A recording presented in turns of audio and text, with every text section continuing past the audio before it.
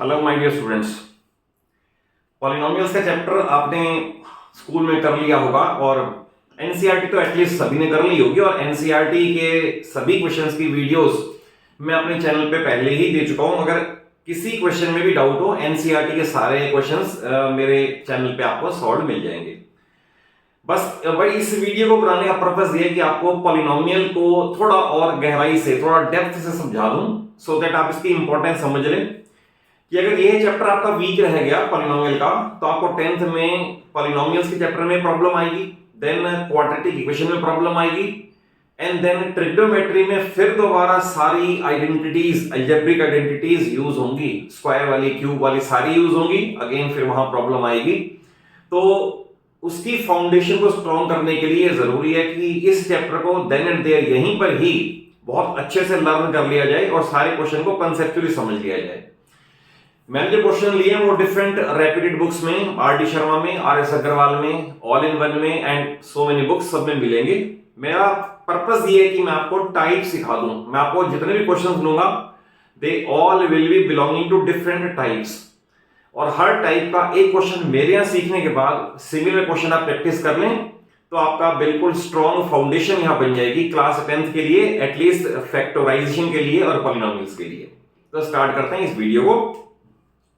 देखिए question number 1 में मैं लिया है a plus B plus C 8, A B plus B C plus C A 19, what is A square plus B square plus C square.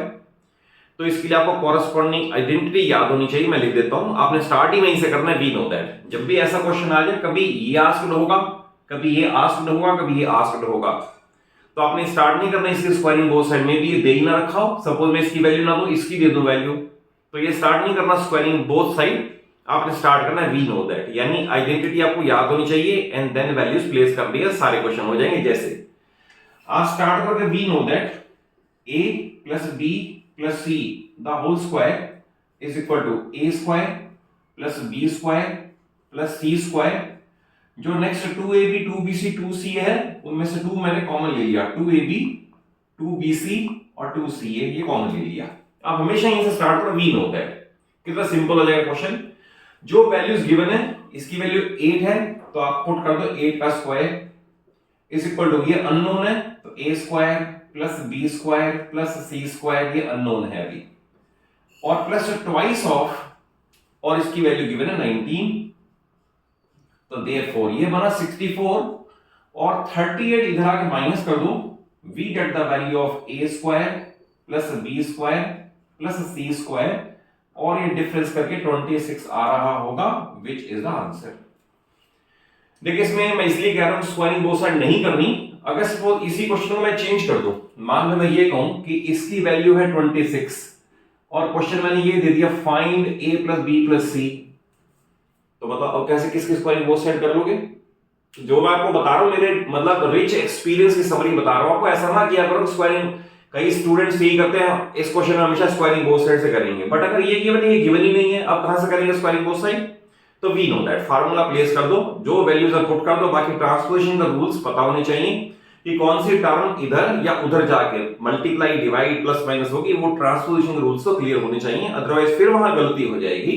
तो question number 1 ये था, हमेशा इसको ऐसा ही करें। और ऐसे क्वेश्चन आपको आर डी शर्मा में, आर एस अग्रवाल में number of questions will be there, आपने प्रैक्टिस कर सकते हो। इसका एक और हार्डर लेवल आएगा, वो नेक्स्ट सेट में ले रहा हूं मैं, जिसमें a cube plus B cube plus C cube minus 3abc भी यूज होगा, बट वो नेक्स्ट पे। अभी आप देखिए इसमें है evaluate 28 cube minus 15 cube minus 13 cube. तो देख जब भी तीन क्वांटिटी का सम हो, तीन क्वांटिटी का क्यूब हो और उनका सम 0 आ रहा हो, तो आपको स्पेशल केस ऑफ आइडेंटिटी लगानी है। पहली बात तो आइडेंटिटी याद होनी चाहिए, तो मैं जस्ट फॉर रिवीजन से आइडेंटिटी बता दूं, ये है a cube plus B cube C cube minus 3abc is equal to a plus B plus C first bracket, then a square plus b square plus c square minus ab minus bc minus ca। ये बिल्कुल thoroughly learn होनी चाहिए। But इसमें क्या है, आप देखिए इसमें अगर मैं पुट कर दूं 0 है, अगर ये 0 का तो सारा ही 0 हो जाएगा। If a plus b plus c is equal to 0 हो जाए, तो देन हमारी आइडेंटिटी बनेगी A cube plus B cube plus C cube is equal to 3abc। ये उधर ट्रांसपोज हो जाएगा तो 3abc। तो एक क्वेश्चन इसी पे बेस्ड है। मैं इसे अगर 28 को a मान लूं, 28 ये मैंने a मान लिया, -15 को b मान लिया एंड -13 को c मान लिया। मैं चेक करता हूं क्या इनका सम 0 है, तो a plus b plus c 0 आ रहा है। तो डायरेक्टली लिखा जाएगा therefore by case of special of this identity, special case of this identity, अगर a plus b plus c 0 है तो उनके क्यूब्स का sum thrice of product of quantities होता है। उनके क्यूब्स का सम, यही पूछा हुआ क्या होगा, तो डायरेक्ट ले सकते हैं by using this case identity के थ्राइस ऑफ 28 इंटू -15 इंटू -13, इसे मल्टीप्लाई कर लोगे, ये आएगा 16380 विच इज द आंसर। तो याद रखना जब भी तीन क्वांटिटी का सम 0 हो, ए बी सी तीनों का सम 0 हो, तो उनके क्यूब्स का sum thrice of product of quantities होता है। और यही था क्यूब्स का सम, रिजल्ट है thrice of product of quantities. तो ऐसे क्वेश्चन आर डी शर्मा में बहुत सारे मिलेंगे, सब प्रैक्टिस कर सकते हो आप। याद ये रखना जो आपको मैंने रूल बता दिया, और इसी आइडेंटिटी के और बहुत सारे भी एक्स्ट्रा क्वेश्चन मैं कवर करवा दूंगा। Next, for what value of m polynomial this is exactly divisible by x plus 2। तो देखिए इसमें लैंग्वेज चेंज भी हो सकती है, is exactly divisible bye, is a factor of, या ये एग्जैक्टली डिवाइड्स दिस। अब सबका मीनिंग ये है कि आप समझ ले मेरी बात को। जब मैं ये कह रहा हूं ये एग्जैक्टली डिवाइड करता है, it means remainder must be equal to 0। अगर मैं कहूं 10 80 को एग्जैक्टली डिवाइड करता है तो इट मींस रिमाइंडर इज 0। फिर मैं कहूं 10 82 को एग्जैक्टली डिवाइड नहीं करता, इसका मतलब रिमाइंडर इज नॉट 0। तो आपने लिखना ये है, since it exactly divides this polynomial therefore remainder should be equal to 0, therefore by remainder theorem. अब रिमाइंडर थ्योरम में समझ लो क्या है, किसी भी पॉलिनोमियल को polynomial of any degree is divided by linear polynomial x plus a। Suppose ये मैं 2 नहीं ले रहा, a ले रहा हूं। अगर कोई भी polynomial linear polynomial x plus a से डिवाइड होगा तो p of minus a will be the remainder. आप सिंपल समझ लें, अगर मेरे पास ये है x प्लस 2 तो मैं सिर्फ पॉलिनोमियल एट -2 फाइंड कर लूं तो I will get the remainder. जैसे पहले आप पॉलिनोमियल लिख लें, ये है x cube -2mx² plus 16। Language में लिखना है, since it exactly divides therefore remainder should be equal to 0। तो इसने कहा है फॉर व्हाट वैल्यू m इधर रहेगा, बाकी उधर चले जाएंगे। जैसे यहां पर आप पुट करो -2, तो -2 क्यूब -2m -2² प्लस 16। इसे करोगे और इक्वल टू 0 रख के चलना है क्योंकि एग्जैक्टली डिवाइड कहा है। इसे करोगे माइनस की ऑड पावर है तो याद रखना माइनस साइन बना रहेगा, माइनस की इवन पावर है प्लस हो जाएगा, बट ये भी माइनस है तो ये बन जाएगा 4 और -8m और plus 16 is equal to 0। Then -8m यहां का यहीं रखो और 16 -8 इसका रिजल्ट है 8, उधर जाके हो जाएगा -8। आप इससे ये कट करो और m is equal to 8/8 is equal to 1। और लास्ट में लैंग्वेज में जरूर लिख देना, for m is equal to 1 polynomial is exactly divisible by x plus 2। तो याद रखना जब भी ऐसा है exactly divisible, exactly divides is a factor of, सब में रिमाइंडर थ्योरम ही लगती है। और रिमाइंडर थ्योरम बता दिया, अगर सपोज x प्लस 3 है तो आप -3 पुट कर दो, अगर x -4 है तो +4 पुट कर दो। तो जैसे मेरे पास था x प्लस 2 तो मैंने -2 पुट कर दिया। बाकी कैलकुलेशन पे high level of accuracy is required. Through out mathematics कई बार मैं अपने स्टूडेंट्स को देखता हूं कि मैंने उनको कॉन्सेप्ट तो बड़े सिखा दिए, बच्चों ने सीख भी लिए, but due to calculation mistake they lose large number of marks, गवा देंगे। कहीं पर प्लस की गलती, कहीं माइनस की गलती, कहीं मल्टीप्लाई की गलती। तो आप बार बार एक ही बात कहूंगा, high level of accuracy is required. आप कैलकुलेशन में गलती ना करें, सिखा मैं दूंगा, बट कैलकुलेशन आपके पार्ट का वो है, उसे ध्यान रखें। नेक्स्ट है फैक्टराइज। देखिए आप, अब फैक्टराइज आपने कर लिया स्प्लिटिंग मिडिल टर्म, बड़ा सिंपल है, ये भी उसी का ही एक पार्ट है स्प्लिटिंग मिडिल टर्म का।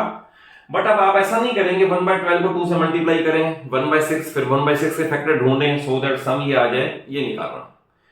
आप तीनों में से, तीन कौन सी, X square, X and without X, तीनों में से किसी एक के पास या एक से ज्यादा के पास डिनोमिनेटर पड़ा हो, याद रखना डिनोमिनेटर हो एक या एक से ज्यादा के पास, आप एलसीएम ले लो, उस डिनोमिनेटर को सेपरेट कर दो, बाकी क्वेश्चन करना बड़ा आसान हो जाएगा। ये काम नहीं करना 1/12 इंटू 2। जैसे इस केस में I will start 2x square upon 1 minus 5x by 6 plus 1/12। तो मैंने पॉलिनोमियल को ऐसा लिख लिया, एलसीएम लेंगे इट विल बी 12, ये बनेगा 24x square minus 10x plus 1। अब आपका क्वेश्चन बिल्कुल वैसा ही होगा जैसा आप करते हो, you will write in this manner 1/12 अलग कर दो और 24x square minus 10x plus 1 ये अलग कर दो। अब इसकी स्प्लिटिंग मिल टर्म, हालांकि एनसीईआरटी के सारे क्वेश्चन आपको मैं वीडियो में दे चुका हूं, बट क्योंकि रिवीजन है तो रिवीजन में आपको इसका भी बता दूं एक बार फिर। जब भी इसे फैक्टराइज करना हो आप इस टर्म को इससे मल्टीप्लाई करोगे, ये आ गया 24 के फैक्टर्स ऐसे चूज करने हैं सो दैट सम ये आ जाए। जैसे मान लो मैं 6 और 4 ले लूं और दोनों माइनस के ले लूं, तो इन दोनों का सम ये आना चाहिए, इन दोनों का प्रोडक्ट ये आना चाहिए। एक ही फंडा है स्प्लिटिंग मिल टर्म का, आप इसको इससे मल्टीप्लाई कर दो, इसके सारे फैक्टर, जैसे फैक्टर इसका होता है 24 इंटू 1, तो 24 और 1 के ऐड या सब्ट्रैक्ट करके 10 नहीं आ सकता, तो आपने सारी पॉसिबिलिटी एक्सप्लोर करनी है। मैंने कहा -6 और -4, अब आप मिडिल टर्म को इसके अकॉर्डिंग लिख दो, क्वेश्चन खत्म हो जाएगा। जैसे 1/12 as it is, then 24x square minus 6x minus 4x plus 1, then 1/12 तो टच ही नहीं करना लास्ट तक, ये बनेगा 6x then 4x minus 1 minus 1 4x minus 1। और इसके बाद इसमें भी देखिए मैं बताऊं, अभी आपको यही बता देता हूं, बहुत सारे स्टूडेंट क्या करते हैं, यहां करेंगे ना इसको, ये ऐसे ही कर देंगे, ऐसे ही। याद रखना भी दो स्मॉल ब्रैकेट इकट्ठी नहीं आती, स्मॉल ब्रैकेट के बाद करली ब्रैकेट स्क्वायर ब्रैकेट चेंज करो, अदरवाइज आप खुद भी कंफ्यूज हो गए और टीचर के ऊपर भी that leaves a bad impression. कभी ऐसा नहीं कर, जो आपको सिखा रहा हूं आप उसे परफेक्शन सीख ले, although it will not make any difference in the answer, वही का वही रहेगा, बदलना नहीं है, बट आप प्रेजेंटेशन की तो बात होती है ना, आप किस तरह से चीज को प्रेजेंट कर रहे हो, सो दैट एग्जामिनर को चेक करते हुए कहीं ऐसा ना लगे कि इसे प्रेजेंटेशन में अच्छी इसका नहीं है वो। तो आप यहां पर स्क्वायर ब्रैकेट प्लेस करें और लास्ट पे आप लिखें 1/12 4x minus 1 and 6x minus 1 which is the final answer. ये इस तरह से फैक्टराइज करोगे आप, किसी का भी डिनोमिनेटर को एलसीएम ले लो, एलसीएम को सेपरेट कर दो और उसके बाद बाकी स्प्लिटिंग मिल टर्म सेम चलेगा। देखिए लास्ट वाले क्वेश्चन में इसका भी वही है स्प्लिटिंग मिल टर्म। इसके बाद मैं एक क्वेश्चन और दूंगा, ये ध्यान रखना, इसमें रूट की टर्म यहां पर है, इसका मेथड सिखा रहा हूं।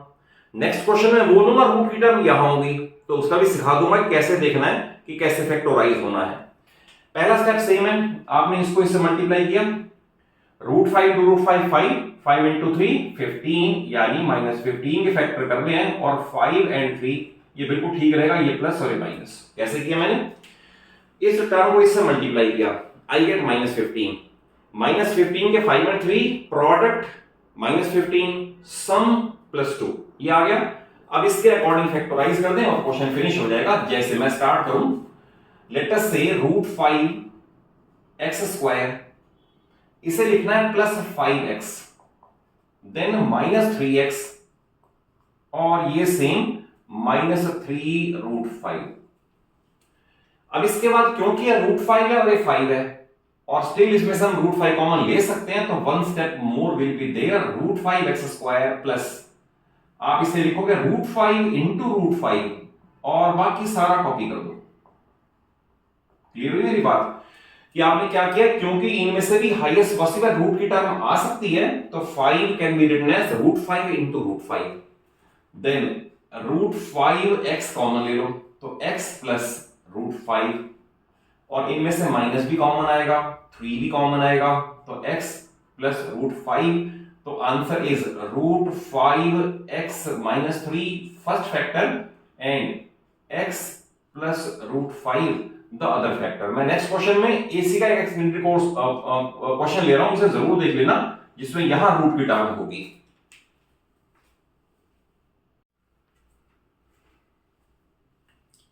देखिए next 5 questions, next set of questions जो है मैंने और डिफरेंट वैरायटीज के लिए हैं, तो अगर वो कॉन्सेप्चुअली समझ आ गए हो तो इसको फिर आगे प्रोसीड कर रहे हैं। और सेकेंडली वन थिंग मोर, क्योंकि मेरा बर्थ और एजुकेशन हरियाणा पानीपत से है, तो इसलिए मुझे दंगल मूवी का यह डायलॉग भी बहुत अच्छा लगता है कि बेटा हर जगह बापू ना आ सकेगा, दैट इज मैं तुम्हें लड़ना सिखा सकूं, तो मैं आपको लड़ना सिखा रहा हूं, हर जगह मैं नहीं आ सकता, बट आप अगर सीख लेंगे तो certainly you will score top position in your school and your city and in your district also. तो कंटिन्यू विद दिस रिदम और पूरी 9th और 10th अगर आपको कॉन्सेप्चुअली मटेरियल सारा फिजिक्स केमिस्ट्री में समझ आ रहा है तो remain associated with me. I assure you each and every concept और बड़े माइन्यूट लेवल तक मैं आपको एक्सप्लेन करूंगा और आपका किसी भी पार्ट पे कोई डिफिकल्टी नहीं होगी पूरे फिजिक्स केमिस्ट्री मैथ्स में through out 9th and 10th। तो देखिए इस क्वेश्चन का, अब ये थोड़ा सा लास्ट क्वेश्चन थोड़ा सा डिफरेंट है, वहां रूट के साइन यहां थे, यहां रूट का साइन यहां पर है। अब देखिए इसमें क्या करना है, फर्स्ट स्टेप सेम है, आपने मल्टीप्लाई किया 14। अब इंपॉर्टेंट ये है 14 के फैक्टर्स ऐसे करने हैं कि ये रूट वाली टर्म आए। जैसे सपोज यहां पर लेटर से रूट 2 होता, सपोज अगर रूट 2 होता मैं फिर क्या करता, इसे करता 7 इंटू 2 और 2 को लिखता रूट 2 इंटू रूट 2, तो 2 को रूट 2 इंटू रूट 2 उस टर्म में एक्सप्रेस करते। इसमें अब ये रूट 14 कह रहा है, तो 14 को रूट 14 की फॉर्म में एक्सप्रेस करना है, तो एक ही ऑप्शन है और कोई ऑप्शन है ही नहीं। बाकी ऐसे क्वेश्चन भी है जिनमें ऑप्शन मोर देन 1 है, आपको सोचना पड़ेगा। तो ऑब्वियसली इसके अंदर रूट 14 एंड रूट 14 की टर्म्स में ही कर दें, तो देखो इन दोनों का sum 1 time and 1 more time, it is called 2 times root 14। ये रहा, इन दोनों का प्रोडक्ट 14 आ ही रहा है। अगर ये समझ आ गया तो क्वेश्चन बिल्कुल ठीक चलेगा। जैसे आप लिखोगे 7x square plus 2 root 14x plus 2, ये क्वेश्चन है। इसे फिर स्प्लिट करना है इस तरह से, 7x square plus root 14x one time plus root 14x other time इसके अकॉर्डिंग और प्लस 2। अब देखिए इसके अंदर ये 7 है, ये रूट 14 है। आप सोचें इसको अगर मैं रूट 7 इंटू रूट 2 कर दूं तो, और इसे भी रूट 7 की फॉर्म में कर दूं तो रूट 7 कॉमन आ सकता है। जैसे it will be written as root 7 into root 7 into X square, clear, plus इसे लिखा जाएगा root 7 into root 2 into X. तो मैं आपको बार बार कहता हूं इसमें क्या करते हैं, highest possible common, highest possible. Likewise इसे भी ऐसा ही कर दो, इसे लिख दो root 7 into root 2 into X plus, और इस 2 को भी कर दो रूट 2 इंटू रूट 2। अब ये स्टेप अगर क्लियर हो गया, अब क्वेश्चन बड़ा इजीली चलेगा। इनमें से हाईएस्ट पॉसिबल रूट 7x है, तो रूट 7x निकल गया, देन रूट 7x फिर बचेगा, रूट 7x निकल गया एंड रूट 2 फिर बचेगा, प्लस इन दोनों में से हाईएस्ट पॉसिबल रूट 2 है।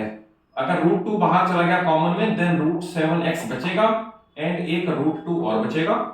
तो एक फैक्टर ये दोनों में सेम आता है, एक ये, it means root 7x plus root 2 one time and root 7x plus root 2 other time, तो it is the final answer. But इसमें थोड़ा अगर हार्डर लेवल आएगा तो आपको मैंने बताया, मैं वो भी इस वीडियो में तो नहीं, नेक्स्ट वीडियो में मैं ले लूंगा जिसमें आपको इसको इस तरह से फैक्टराइज करना पड़ता है कि सो दैट रूट की टर्म्स की क्वालिफाई हो जाए जो हमें चाहिए, तो ये नेक्स्ट टाइम में ले लेंगे। देखिए ये क्वेश्चन बहुत इंपॉर्टेंट है, if p is equal to minus a then prove that this equal to 0। इसके दो मेथड हैं, एक मेथड तो ये है कि आप क्यूबिंग को साइड कर दो, हमें नजर आ रहा है 2 का क्यूब भी है, a का क्यूब भी है, p का क्यूब भी है, तो क्यूबिंग बोथ साइड से हो जाएगा। फार्मूला प्लेस कर दो, यहां लग जाएगा a minus b the whole cube is equal to a cube minus b cube minus 3ab a minus b, उससे भी हो जाएगा। बट एक और शॉर्ट मेथड भी है। अभी पिछले सेट ऑफ क्वेश्चन में मैंने आपको बताया कि अगर तीन क्वांटिटी का सम 0 हो तो उनके क्यूब्स का सम थ्राइस ऑफ प्रोडक्ट होता है। तो इसे बिल्कुल विद इन 2 लाइन फिनिश कर सकते हैं। कैसे? मैं इसे इस तरह से कर दूं, p minus 2 plus a is equal to 0, p minus 2 plus a is equal to 0। ये a है, ये b है, ये c है, तो that is a plus b plus c is equal to 0। तो इट मींस क्यूब्स का sum a cube plus B cube plus C cube must be equal to thrice of product of quantities, और quantity क्या है, p minus 2 and a। Question finish. a cube means p cube plus b cube means minus 2 cube, और minus 2 cube का meaning है minus 8। c cube it means a cube is equal 3abc, 3 into p into minus 2 into a, और last step p cube, और ये है 6ap, इधर minus है, इधर आके प्लस हो जाएगा, plus 6ap plus a cube, और बचा हमारे पास minus 8 is equal to 0, hence prove. यही टर्म्स है हमारे पास, p cube 6ap with then a cube और माइनस 8, a क्यूब और माइनस 8। तो ये क्वेश्चन इस तरह से भी हो सकता है, और अदरवाइज अगर क्यूबिंग बोथ साइड भी करोगे तो उसके भी फुल मार्क्स अवार्ड होंगे, need not worry about that. देखिए नेक्स्ट है 9 minus a square minus plus 2ab minus b square.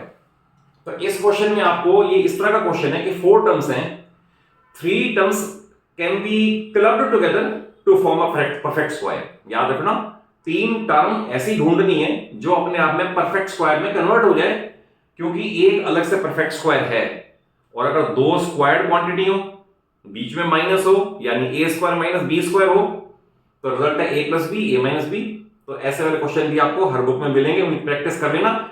एक स्क्वायर्ड क्वांटिटी अलग करके देख लो, आप कहोगे ये भी तो स्क्वायर्ड से अलग कर दें, देखो ध्यान से, आप कहोगे ये स्क्वायर्ड से अलग कर देते हैं, इन्हें मिला देते हैं, तो आपको ये जरूर सोचना है कि क्या इन 3 क्वांटिटी को मिला के a plus b the whole square या a minus b the whole square qualify होता है? नहीं हुआ ना। तो यही सोचना है कि कौन सी एक क्वांटिटी अलग कर दे और कौन सी 3 ऐसी बच जाएं जो परफेक्ट स्क्वायर में कन्वर्ट हो जाएं। You will be able to solve all questions. जैसे इस क्वेश्चन में सपोज मैंने पहले माइनस ही कॉमन ले लिया, अगर मैंने माइनस कॉमन ले लिया तो मैं इसी में चेंज कर दूं, ये माइनस हो जाएगा, ये प्लस हो जाएगा। इतने से ही हमारा क्या क्वेश्चन बन गया, ये बन गया 3 द होल स्क्वायर माइनस, और ये आपको मैंने कहा a square b square minus 2ab, और ये परफेक्ट स्क्वायर में कन्वर्ट हो गया। अगर ये क्वांटिटी a है, ये b है, हमारे पास आ गया a square minus b square. Whenever this identity is to be used, a plus b, a minus b, तो it will be 3 plus a minus b, और 3 माइनस a प्लस b। ये ध्यान रखना, मैं यहां पर लिख रहा हूं इंपॉर्टेंट, यहां पर 90% बच्चे गलती करते हैं, क्योंकि जब इसे बाहर माइनस लगाओगे ना तो आप इसे प्लस करना भूल जाते हो और यहां मार्क्स कट जाते हैं। तो इसका आंसर ये बनेगा, आपको मैंने मेथड सिखा दिया, एक क्वांटिटी स्क्वायर और 3 को इस तरह से मिलाओ कि वो भी बन जाए परफेक्ट स्क्वायर। नेक्स्ट क्वेश्चन, ये बहुत इंपॉर्टेंट है। You are given with 2 polynomials, this one and this one. ये दे रखा है, इन दोनों को जब x - 4 से डिवाइड करें, दे लीव द सेम रिमाइंडर। तो what is the value of k? अब लीव द सेम रिमाइंडर रखा है, अब इज इक्वल टू 0 रख के नहीं चलना, हमें नहीं पता फैक्टर है या नहीं, दे रखा है सेम रिमाइंडर। तो we will write that by using remainder theorem for both polynomials we find remainders. कैसे? जैसे px है तो इसके लिए आपको पता ही है x - 4 है, p4 पुट करेंगे, तो मैं इसे p4 पुट करके बताता हूं क्या आएगा, p4।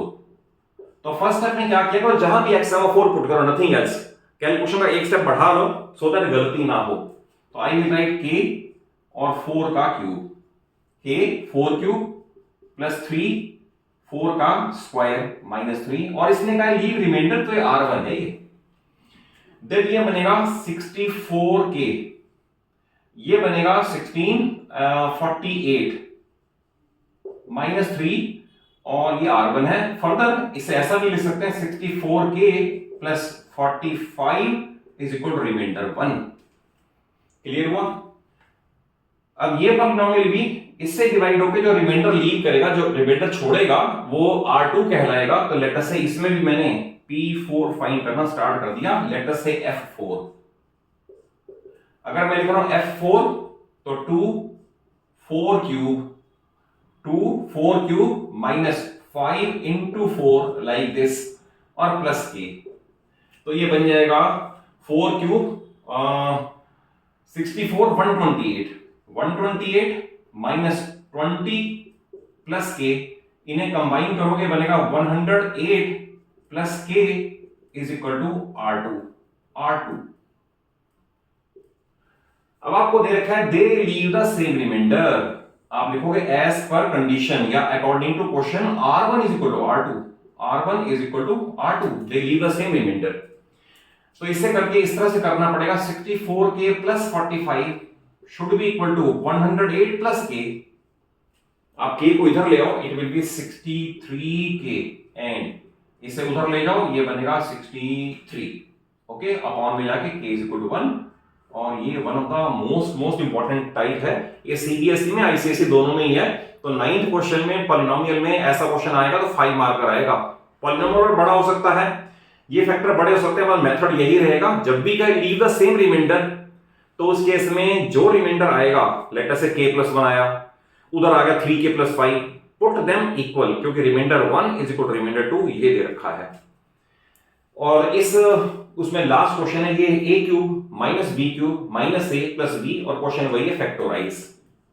तो देखिए इसके अंदर फैक्टराइज करने के लिए हमें एक क्वांटिटी a³ - b³ अलग से फार्मूले में ले जानी पड़ेगी और एक यहां पर वही बन जाएगी सो दैट कॉमन आ जाए। जैसे मैं इसको स्टार्ट करूंगा तो a³ - b³ का फार्मूला है a - b a² + b² + ab।